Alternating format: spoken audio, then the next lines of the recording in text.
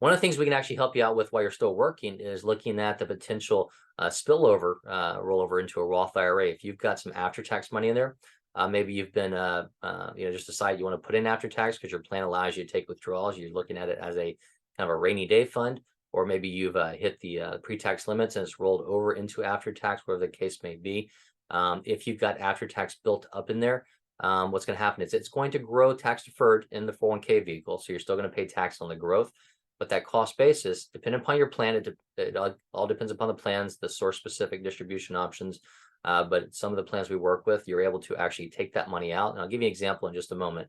But you're actually able to take that money out, the cost basis, roll it over to a Roth IRA, and the earnings rolled over to a rollover IRA. So again, there's no taxes on that transition.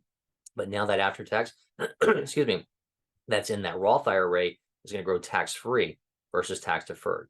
So a lot of times this will happen when, we come across somebody who's about to retire. Maybe they've got a good chunk, $50,000, $100,000, even more in that after tax. We get that over. But it also works with individuals who are still working and maybe even haven't made contributions into after tax. We can have a conversation of a way to essentially kind of load up on a Roth IRA in the coming years ahead.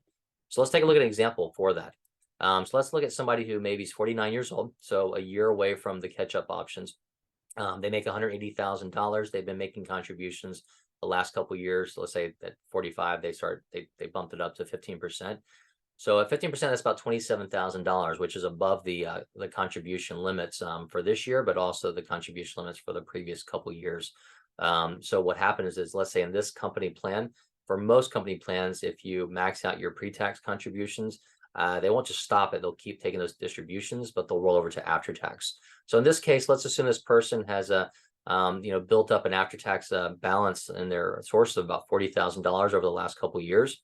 But by rolling over, having that after tax contribution come in, that $40,000 is not all cost basis. So what happens is a lot of times, assuming we have earnings, which we've had over the last couple of years, and assuming there's growth, you put those after tax contributions in there, and then they'll grow. But again, as I mentioned before, they'll grow tax deferred. Eventually, you'll pay taxes on them. So looking at it, if we did let's say this person had put in 26,000 over the course of the last couple of years, it grew to 40,000. They could leave that in there and let that continue to grow for the next, let's say, 5 to 10 years or 15 years, depending on how long they stay in that plan. But all that growth will be tax deferred, and eventually they'll pay taxes on it. The other option is we could actually take that, split it up, have that 26,000 again, if the plan allows, have that 26,000 go to a Roth IRA, and the growth at 14,000 or so go over to a rollover IRA. So that all grows tax deferred. I think we got a kind of a grid or example on the next page to kind of show you flow chart style. But ultimately, the issue is to review if this is something that's available to you.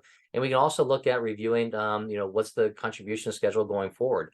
Does it make sense to still do everything pre-tax? Do you want to split it up? Half pre-tax, half after tax? Is there a Roth 401k option within the 401k plan? Do you want to do that? Or would you rather put into the after tax so you can move that to a Roth IRA with more selections? There's a lot of different choices to go through there. So again, it's not just something to focus on if you're older or about to retire, but if you're younger and you're maxing out or you want to build up a higher Roth IRA for tax-free growth, that's an option as well to review. So a quick flow chart of this example. So let's assume that person had $650,000, about 40,000 of it was after tax and about 610 pre-tax. We're not going to touch that pre-tax or the company match. That's going to stay the same. It's going to continue to grow, and you continue to make contributions there. But looking at that 40,000 at this point in time, we can split that up. Again, the 26,000 cost basis to a Roth IRA, the 14,000 gains to a rollover IRA. So now that 26,000, let's assume it just grows at 6% rate of return for the next 10 years. That's going to be probably about $20,000 or so of growth, which would be tax free. So it could save you a couple $1,000s in taxes. And if we kind of fast forward, do this year by year, if this person can still make those contributions, excuse me, then we can continue to grow that Roth IRA on the sideline. But again, they'll be turning 50 next year, so they have catch-up contributions, could do as high as about 30,500. So we'll have that conversation as well with them. Let's fast.